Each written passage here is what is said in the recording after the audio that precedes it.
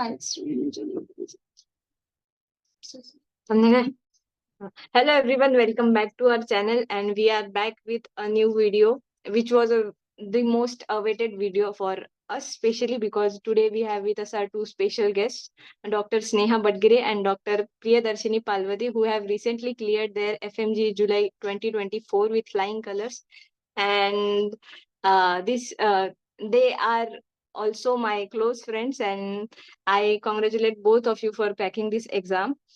And I think this video will be a reminder that both of you have when both of you have proved yourselves.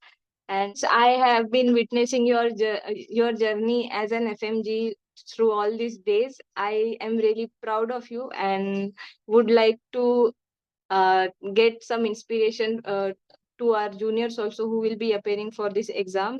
So now I request you to introduce yourselves. Neha. Hello, Pranali. Good evening. Myself, Dr. Sneha Uddhav Badgire. I am from Latur, Maharashtra, India, and I graduated from IHSM Kyrgyzstan. And recently, I cleared FMG with 168 marks. Myself, Dr. Priyadarshini Palwade. I am from Ambadugai, Maharashtra. I graduated from ISM Bishkek. I recently cleared in July FMG with 163 marks.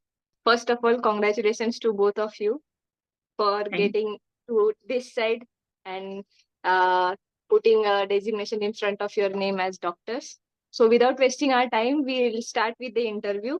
So first question, as always, is how are your post-exam feeling? कैसा लग रहा है? It feels like dream. मतलब अभी भी समझ नहीं आ रहा कि रिजल्ट लगा है और एग्जाम क्लियर की है. बहुत अच्छी फीलिंग है. बहुत टाइम बाद मिला. ऐसे लग रहा था कि कब जिएंगे ये पल. ऐसा पण बहुत अच्छा लग रहा है. So moving on to our next question, कि आपने एफएमजी की प्रिपरेशन कब से शुरू की, मतलब कॉलेज से शुरू की या फिर ग्रेजुएट होने के बाद आपने स्टार्ट किया, और आपने पहले कौन से सब्जेक्ट को उठाया था प्रिपेयर करते टाइम? प्रिपरेशन तो आफ्टर कोविड ही स्टार्ट हुआ था. जैसे सर्जरी से स्टार्ट किया था. एमसीआई क्लासेस और एमसीआई क्लासेस में पहले सर्जरी से ही स्टार्ट किया था, और फिर बाद में कुछ कुछ सब्जेक्ट किए थे, FMT, psychiatry, small small subjects. और प्रॉपर पढ़ाई तो जैसे इंडिया में आने के बाद ही स्टार्ट हुई थी. और फिर सोर्सेस चेंज हो गए, तो फिर घर से ही पढ़ा था मैंने. फर्स्ट टाइम मैंने प्रिपरेशन घर से ही किया था, ऑनलाइन क्लासेस लगा के. पर प्रॉपर गाइडेंस नहीं था कि कितना पढ़ना चाहिए, जितना मैं पढ़ रही हूँ उतना काफी है या नहीं. और एमसीक्यूज का भी ज्यादा नहीं हुए थे फर्स्ट अटेम्प्ट में. ज्यादा नहीं हुए थे. फिर प्रॉपर मेरा स्टडी जैसे दिल्ली में गई तो उसके बाद ही स्टार्ट हुआ. सो एक्चुअली मैंने कोविड में प्रीप्लाइडर लिया था सिर्फ, और बहुत ज्यादा मोटिवेशन आया था दीपक मारवा सर का सुनने के बाद. तो मैंने मेडिसिन से स्टार्ट किया था, और सिर्फ उसी दिन मैंने 1.5 घंटे का वीडियो देखा था. उसके बाद मैंने पूरा स्टॉप किया पढ़ाई, और उसके बाद मैंने किया ही नहीं. और फाइनल ईयर में जब हमारे क्लासेस लगते थे कॉलेज में, अराइज की फैकल्टी आती थी, तो उधर मैंने छोटे छोटे सब्जेक्ट किए थे. साइकेट्री, एफएमटी और बायोकेमिस्ट्री. ये सब्जेक्ट मैंने उधर किए थे. मतलब बायोकेमिस्ट्री अच्छे से किया था मैंने उधर ही. और उसके बाद मैंने दिल्ली में आके प्रिपरेशन की मिस्ट में, क्योंकि मैंने सोर्स चेंज किया, अराइज की उधर की थी और इधर मिस लगाया. तो मुझे लगता है कि इतना ज्यादा मेरा फायदा नहीं हुआ जो बिश्केक में मैंने पढ़ाई की थी एफएमटी और साइकेट्री और बायोकेमिस्ट्री की भी. सो प्रॉपर पढ़ाई तो मैंने दिल्ली में क्लासेस लगाने के बाद ही की. मतलब प्रिपरेशन स्टार्ट मेरी दिल्ली में आने के बाद ही हो गई थी. आपने बोला कि पहले आपने घर से प्रिपरेशन स्टार्ट की थी ऑनलाइन, और फिर आप दिल्ली में आए, तो डिफरेंस क्या रहा पहले जो घर पे प्रिपेयर किया था उसमें और दिल्ली आने के बाद?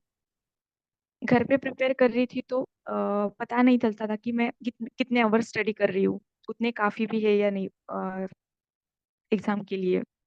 बस क्लासेस होती थी और एक्स्ट्रा स्टडी बस 1-2-3 घंटे मैक्सिमम होती थी, ज़्यादा नहीं।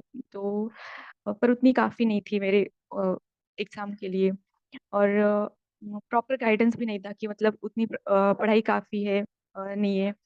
तो और एमसीक्यू जो मैंने गलती की कि एमसीक्यू की प्रैक्टिस कम हो गई थी मेरी।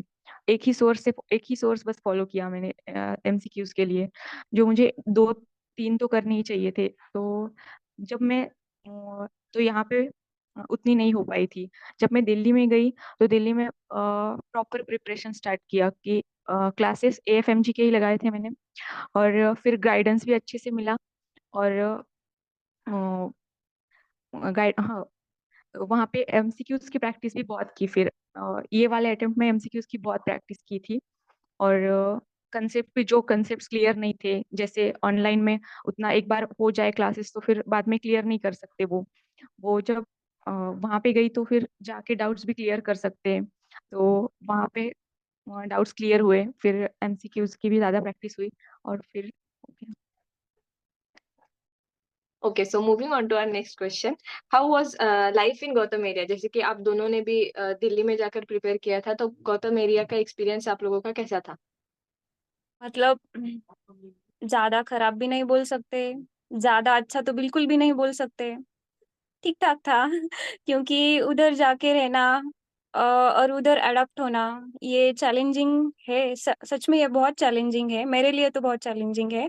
क्योंकि वो दिल्ली का एनवायरनमेंट हमें सूट नहीं करता, क्योंकि हम बचपन से छोटे छोटे सिटीज में बड़े होते हैं, तो उधर जाके वो सूट नहीं होता। इसीलिए मुझे इतना अच्छा नहीं लगता दिल्ली का एनवायरनमेंट। और गौतम नगर में रहने की बात है तो खाने का प्रॉब्लम थोड़ा सा आता है। लेकिन हम बिश्केक में जितना ज्यादा स्ट्रगल करके आए हैं खाने के लिए, उससे तो बहुत ज्यादा बेटर है दिल्ली में खाने के लिए। तो खाने का इतना कोई प्रॉब्लम नहीं है। बाकी अगर साथ में ग्रुप अच्छा हो और तो सब मैनेज हो सकता है। बाकी इतना कोई प्रॉब्लम नहीं आएगा। बस मैं इतना ही कहना चाहूंगी, मेरा गौतम नगर का एक्सपीरियंस। जैसे कि स्नेहा ने कहा कि साथ में जो लोग होते हैं वो भी मैटर करते हैं कि प्रिपरेशन में, जैसे मेंटली अपन स्टेबल रहते हैं, कोई साथ में अच्छा हो तो हम दोनों थे तो एक दूसरे को मेंटली स्टेबल रखने के लिए काफी थे। बाकी गौतम नगर में तो कुछ अच्छा नहीं था ना, रहने के लिए भी ठीक ठीक था, खाने के लिए भी था, बस हम दोनों थे तो फिर हो गया। सही है, इट ऑलवेज मैटर्स कि हम साथ में किसके साथ में प्रिपेयर कर रहे हैं, क्योंकि वही वही एक बार का मोटिवेशन होगा या तो वो डीमोटिवेशन होगा, इसलिए इट मैटर। चलो, moving on to our next question, can you share with us आपकी 19 सब्जेक्ट्स की फैकल्टीज, आपने जो मोस्ट ऑफ द टाइम्स आपने जो फॉलो की है उनके बारे में, 19 सब्जेक्ट्स के। फैकल्टीज को मैंने सर्जरी के लिए डॉक्टर ओमकार सर को फॉलो किया था, सर्जरी और ईएनटी को।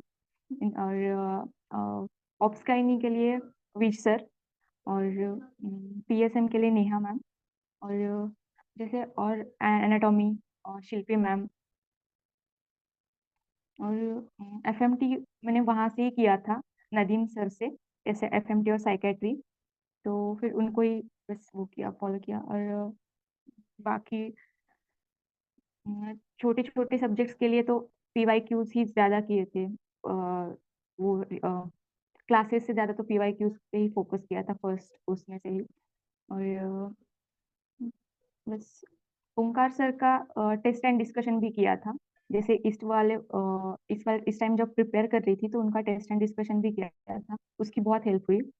अम, जैसे कुछ डाउट्स थे जो फर्स्ट टाइम कर रही थी तो वो डाउट्स ही थे और वैसे ही एग्जाम में चली गई। और जब अब वो सारे डाउट्स क्लियर हुए थे।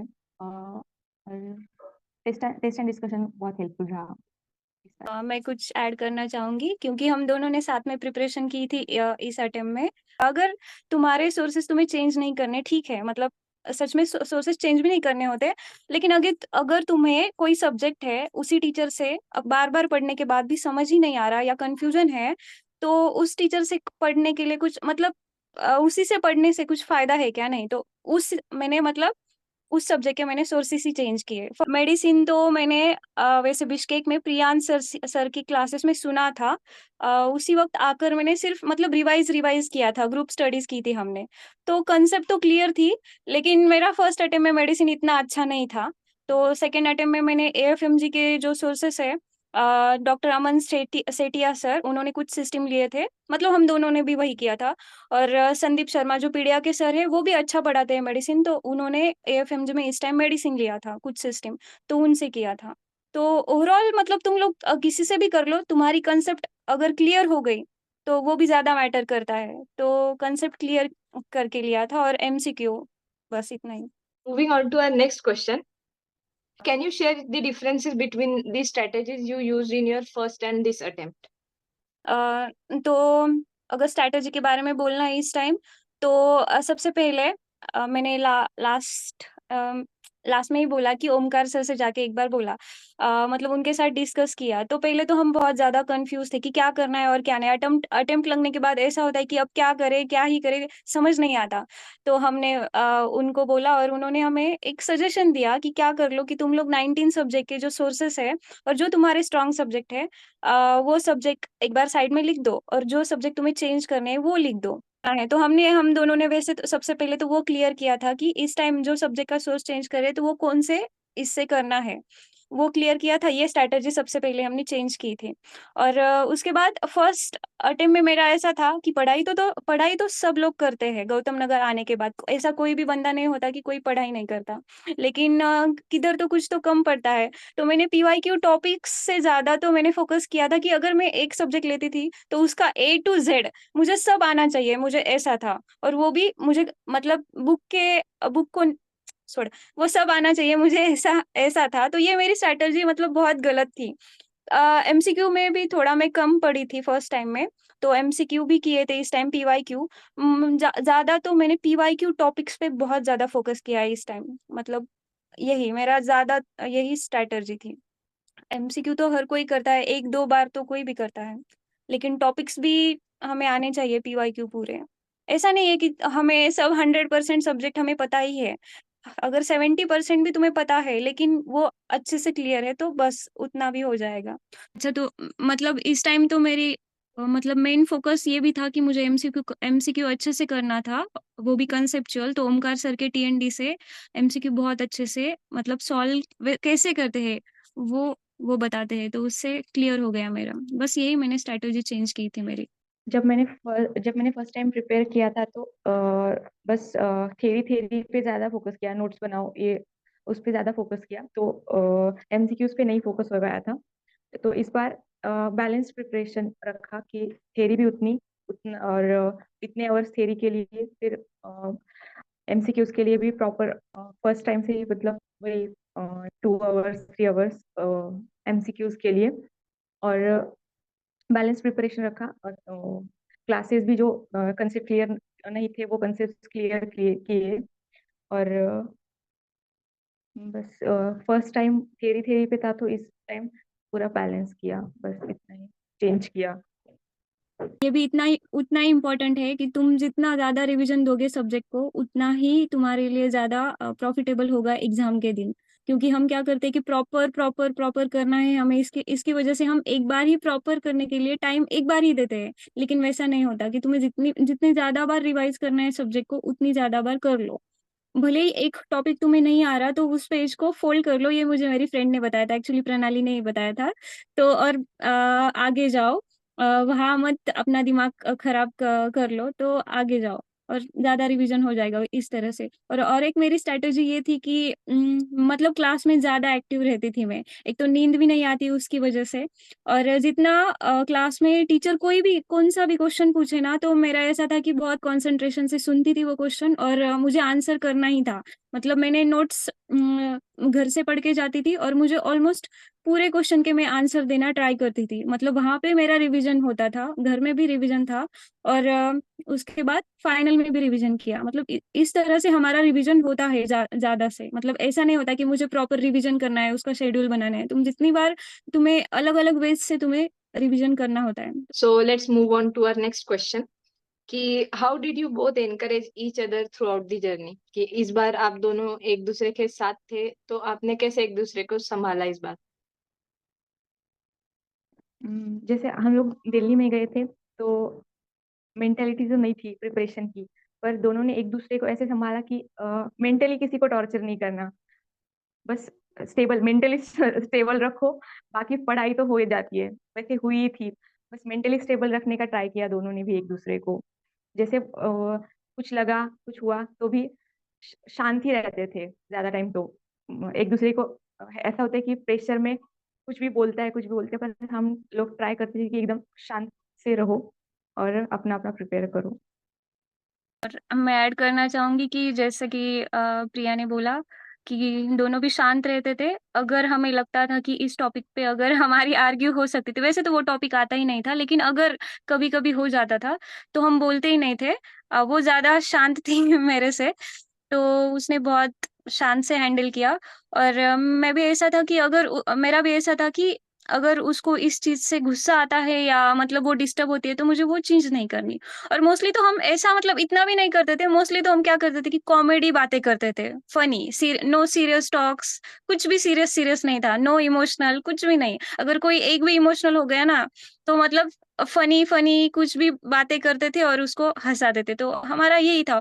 और सबसे इम्पोर्टेंट ये भी था कि अगर कभी कभी दोनों एक दूसरे से बोर भी हो तो मैं तो ज्यादा कॉल करती थी, मतलब मेरे आप लोग फ्रेंड्स, मतलब फ्रेंड का भी बहुत ज्यादा इसमें रोल है। ऐसा नहीं होता कि जब हम पढ़ाई करते तो सिर्फ हमारी अकेले की वो सब ये होती है, हमारी अकेले की मेहनत नहीं होती है। इस टाइम तो ऐसा था कि सब लोग, सब फ्रेंड्स, फैमिली पूरे पीछे खड़े थे कि तुम्हें कुछ भी लगे तो हम तुम्हारे साथ है, सिर्फ तुम लोग पढ़ाई कर लो। तो ये जो सक्सेस मिला है तो ये हम दोनों का अकेले का नहीं है, फ्रेंड्स का भी रोल बहुत ज्यादा है। मतलब अगर हम किसी खराब टाइम से जाते हैं ना, तब उसमें अगर कोई चार शब्द भी हमें सपोर्ट के बोले ना तो वो बहुत हमें ये लगता है कि मोटिवेटेड फील होता है। सारा ओके, सो ज्यादा इमोशनल हो गया। Moving on to our next question कि what according to you should be the priority of all the 19 subjects. जैसे हमें पता है कि किसी किसी सब्जेक्ट्स को थोड़ा ज्यादा वेटेज देना पड़ता है, कि किसी सब्जेक्ट से ज्यादा क्वेश्चंस आते हैं, और कौन सा सब्जेक्ट हमें जैसे लास्ट के 1 or 2 मार्क्स कवर करने के लिए हेल्प करता है। तो आपके हिसाब से कौन से सब्जेक्ट्स को टॉप प्रायोरिटी में होना चाहिए? जैसे इम्पोर्टेंट बड़े सब्जेक्ट्स हैं, वैसे सर्जरी, ऑब्स्टेट्रिक्स, पीएसएम, ये अच्छे होने चाहिए। ये अच्छे हो तो फिर स्कोर हो जाता है। कुछ ना कुछ अगर इसमें रह गया तो फिर थोड़ा मुश्किल है। और सभी सब्जेक्ट इम्पोर्टेंट है, पर अगर ये बड़े वाले अच्छे हो तो फिर कॉन्फिडेंस रहता है। और छोटे सब्जेक्ट्स को भी छोड़ना नहीं है, क्योंकि वो छोटे लगते हैं पर वो अगर साथ मिला हो तो फिर ज्यादा कवर करते हैं वो मार्क्स। और लास्ट लास्ट के उसमें उनको भी रिवाइज करना इम्पोर्टेंट है, क्योंकि उसमें से वैसे कनेक्टेड ही होते हैं ना सारे, तो फिर सब भी इम्पोर्टेंट ही है, पर ज्यादा इम्पोर्टेंट तो वही। चार सब्जेक्ट में तीन तो तुम्हें अच्छे से रखना ही रखना है। मेडिसिन, अगर मेडिसिन थोड़ा वीक हो तो चलेगा, क्योंकि मेडिसिन कितना भी कर लो हम 70 या तो 50% से आगे नहीं जा पाएंगे। तो बाकी के तीन तो अपने हाथ में रख लो, और उसमें भी ये हमें दिमाग में रखना है कि उसमें से एक भी कौन सा तो एक ऐसा आएगा कि उसका ट्रिकी पेपर आएगा। लेकिन वो ट्रिकी आएगा इसका मतलब ये नहीं कि बाकी के दो या तो तीन जो मेजर सब्जेक्ट है उसमें से इजी क्वेश्चन आते हैं। तो बाकी यही, और वेटेज के अकॉर्डिंग एनाटॉमी, ईएनटी, ऑफ्था, इन सब का वेटेज सिमिलर है वैसे तो इनको मतलब हमें देना चाहिए। और डर्मा, ऑर्थो, मतलब ऐसे नहीं छोड़ सकते हम ये सब्जेक्ट, इस सब्जेक्ट को, क्योंकि ये सब्जेक्ट भी उतने ही इम्पोर्टेंट होते हैं। पता नहीं कि कौन से एग्जाम में कब किसके ऊपर ज्यादा वेटेज आए। तो सब सब्जेक्ट हमें 19 सब्जेक्ट करने हैं, लेकिन ऐसा नहीं कि तुम्हें 100% पूरा का पूरा आएगा। तुम्हें करने हैं, तुम्हें 70% भी आएगा तो ठीक है, लेकिन तुम्हें करने ही है। और तुम्हें बाकी की बात है तो माइक्रो, एनाटॉमी, ये सब्जेक्ट में ट्रिकी क्वेश्चन तो नहीं आते, लेकिन ये सच में मार्क्स देने वाले सब्जेक्ट है। बड़े सब्जेक्ट कितने भी कर लो थोड़ा कम ही आते हैं हमें, लेकिन ये सब्जेक्ट सच में मार्क्स देने वाले हुए। Thank you. Moving on to our next question, जो कि बहुत सालों से ये एक क्या कहते हैं कि प्रथा वाली न्यूज चलती आ रही है कि जून का पेपर डिफिकल्ट आता है, जनवरी का पेपर थोड़ा इजी आता है, इसलिए जनवरी वालों का रिजल्ट ज्यादा निकलता है और जून का कम। तो आपका कैसा एक्सपीरियंस था कि आपका जनवरी 2024 के पेपर और जुलाई 2024 के एग्जाम में आपको क्या डिफरेंस लगा? अ, वैसे पेपर डिफिकल्ट का तो नहीं, बस क्वेश्चन पूछने का तरीका होता है। जो क्वेश्चन पूछते हैं तो जून वाले पेपर में ट्रिकी क्वेश्चन पूछते हैं, और वहाँ जनवरी वाले पेपर में भी क्वेश्चंस हो डिफिकल्टी होते हैं, ट्रिकी होते हैं, पर बस वो वन लाइनर होते हैं तो ऐसा लगता है कि इजी है वो भी पेपर, मतलब। पर एज कम्पेयर टू जून वो पेपर इजी लगता है, पर इजी तो नहीं होता दोनों भी। मुझे भी यही लगता है। आज सर बोलते थे हमें क्लास में टीएनडी के कि बेटा जनवरी का जो पेपर होता है तुम लोगों को लगता है कि वो इजी होता है और जून का वो हार्ड होता है, लेकिन सिर्फ लैंग्वेज का डिफरेंस होता है। तुम लोग सिर्फ तुम्हारी एबीसीडी अच्छी कर लो, लैंग्वेज का ही प्रॉब्लम होता है, बाकी कुछ भी नहीं होता है, ऐसा बोलते थे। तो मुझे भी सच में वही फील हो गया इस टाइम भी, कि जनवरी का भी दिया था और इस टाइम का भी दिया। तो इस टाइम थोड़ी लैंग्वेज, वो भी पेपर 2 में लैंग्वेज थोड़ी सी ट्रिकी आ गई थी। लास्ट टाइम के पेपर में पेपर के दिन मुझे फर्स्ट पेपर में एंग्जाइटी हुई, और मैं लास्ट लास्ट के क्वेश्चन सॉल्व नहीं कर पाई। पेपर इतना मतलब हार्ड नहीं था कि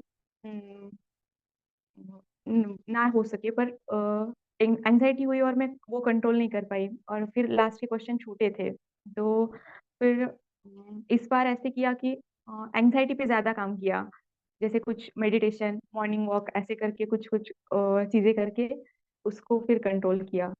सो moving on to our last and most favourite question, आप अपने जूनियर्स को, आने वाले जो एफएमजी एस्पिरेंट्स है, उनके लिए क्या एडवाइस देना चाहेंगे? दिमाग में चीजें क्लियर रख लो। कौन से भी सोर्सेज से अगर तुमने सब्जेक्ट किया है, तुम्हारी कंसेप्ट क्लियर होनी चाहिए यही। और कभी कभी ऐसा होता है कि हमने तो उधर कुछ पढ़ा ही नहीं, इधर 6 मंथ में आके मुझे पढ़ना है, बहुत लोग इधर ही गिव अप करते हैं, तो वैसा नहीं करना है। 6 मंथ भी बहुत मतलब इनफ है। अगर अच्छे से स्ट्रैटेजी वगैरह हमने लगाई तो निकल जाएगी, आराम से निकल जाएगी, कितना भी गंदा पेपर आ जाए सच में निकल जाएगी। और बाकी तो मुझे तो लगता है, ऐसा नहीं है कि मैंने उधर टीएनडी लगाया तो उधर का ही बोलूंगी, लेकिन सच में बहुत ज्यादा हेल्पफुल हुआ है मेरे लिए, क्योंकि पढ़ाई तो मैंने फर्स्ट अटेम्प्ट में भी की थी। हार्ड वर्क बहुत ज्यादा करती थी, लेकिन किधर तो गाइडेंस कम था मेरा, सच में समझ नहीं आता था कि क्या करना है। एमसीक्यू जब सॉल्व करती थी तो इतना भी पता नहीं होता था कि उस एमसीक्यू का जो एक्सप्लेनेशन होता है कि वो कहाँ तक पढ़ना है। मतलब प्रिप्लाइडर का तो हमें इतना भी पता नहीं होता, लेकिन थोड़े बहुत मैरो के भी एमसीक्यू जब सॉल्व करते हैं उनका एक्सप्लेनेशन स्टैंडर्ड होता है, लेकिन फिर भी वो एक्सप्लेनेशन भी हम पूरा नहीं पढ़ सकते ना। तो मतलब यही है कि मैंने तो एएफएमजी में इसलिए ही लगाया था कि मुझे एमसीक्यू कैसे सॉल्व करना है ये चाहिए था। तो जो ओमकार सर का टीएनडी है 19 सब्जेक्ट का उधर, तो उसकी वजह से मेरा पूरा मतलब पूरा क्लियर हो गया है, मतलब हो गया था। और बस मैं यही कहना चाहूंगी, अगर आपके सब्जेक्ट वगैरह है, अच्छे से रिवीजन किया है, या तो कुछ मतलब कुछ भी नहीं पॉसिबल होगा तो तुम लोग टीएनडी ज्वाइन कर लो, सच में बहुत हेल्पफुल है। ये मेरी जेन्यून सजेशन है। मैं बस ये बोलना चाहूंगी कि प्रिपरेशन फर्स्ट फर्स्ट डे से बैलेंस रखो, कि थियरी के लिए इतना टाइम देना है तो उतना देना ही है, और जैसे 1 या 2 आवर्स कुछ तो ऐसे एमसीक्यूज के लिए देनी ही है, जैसे फर्स्ट डे ऑफ प्रिपरेशन से। और नंबर ऑफ एमसीक्यूज मैटर नहीं करते, कंसेप्ट अच्छे हो तो फिर वो एमसीक्यूज हो जाते हैं।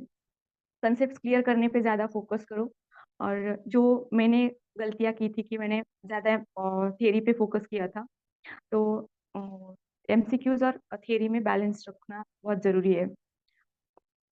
चलो, that's all, that ends our interview, and I thank you both for being a part of this interview today, and we all are very happy to see you happy finally. And इसके बाद की life सच में बहुत अच्छी होने वाली है, तो all the best wishes for your future journey also. And thank you so much doctor Pranali, doctor Rutuja and doctor Sneha, Snehal, doctor Snehal.